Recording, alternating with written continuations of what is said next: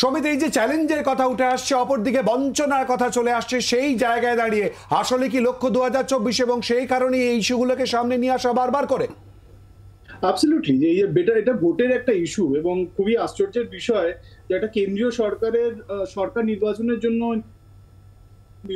এই ভোটটি হবে এবং সেখানে সরকার বদল করবো আমরা, বা নরেন্দ্র মোদী সরকারকে হটিয়ে একটা বিকল্প সরকার হবে, সেই সব ইস্যুর বাইরে গিয়ে দাঁড়াচ্ছে যে আমার যে মানুষজন তারা টাকা পায়নি, যারা বঞ্চিত হয়েছে, তাদের জন্য টাকা আমাদের ফিরিয়ে দাও। এটা হচ্ছে এই রাজ্যের তৃণমূলের মূল ভোটের ইস্যু।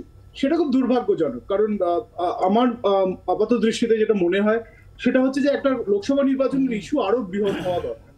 কিন্তু এখানে যে পয়েন্টটি আসছে যে বঞ্চনার শিকার হয়েছে, কেন্দ্রীয় সরকার টাকা দেয়নি, এখন ভাবুন যে কেন্দ্রীয় সরকার এবং রাজ্য সরকার তারা এমনই একটা প্রশাসন চালান যে তারা দুজনে মিলে এই 2 বছর ধরে এই ব্যাপারটাতে একটা সহমতে আসতে পারলো না উইথ এভিডেন্স।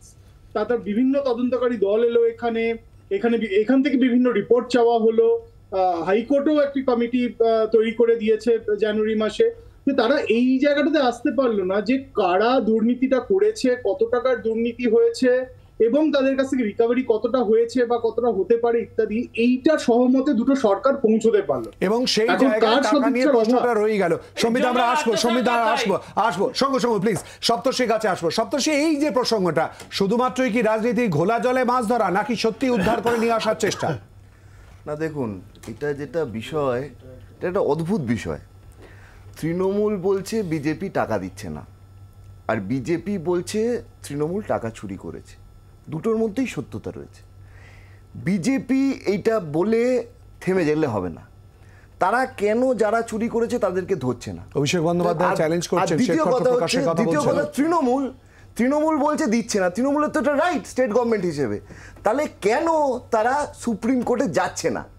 আমার কথাটা খুব পরিষ্কার। দেখুন, এই তৃণমূল আর বিজেপির রাজনীতির মধ্যে আসলে জাতাকলে পড়ছে হচ্ছে সাধারণ মানুষ, গরিব মানুষ, যাদের সেই টাকাটা পাওয়ার কথা, যে মানুষগুলো মারা গেছে জলপাইগুড়ির ঝড়ে, কারণ তাদের সেই আবাস যোজনার বাড়িগুলো ছিল না।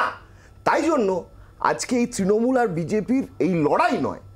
সত্যি সত্যি যদি এই দুটো রাজনৈতিক দল মানুষের কথা ভাবতো, গরিব মানুষের কথা ভাবতো, যাদের এই টাকাটা প্রয়োজন, তাহলে এই টাকাটা রিলিজড হতো এবং এইটা নিয়ে রাজনীতি হতো না। আমার খুব একটা জিনিস জানতে ইচ্ছে করে যে 18 বা 19 সালে একটা সেন্ট্রাল রুরাল ডেভেলপমেন্ট ডিপার্টমেন্টের একটা থার্ড পার্টি অ্যাসেসমেন্ট হয়েছিল এই বিষয় নিয়ে। সেই থার্ড পার্টিতে কিন্তু পশ্চিমবাংলা সহ বিভিন্ন রাজ্যের এই ফান্ড ইউটিলাইজেশন নিয়ে ক্লিন চিট দেওয়া হয়েছিল। এক্স্যাক্টলি। এই ক্লিন চিটটা যখন সেন্ট্রাল গভর্নমেন্ট দেয়, তারপরে যখন এই কথাগুলো বলে, তখন আমার মনে হয় ডাল মে কুছ কালা হ্যায়।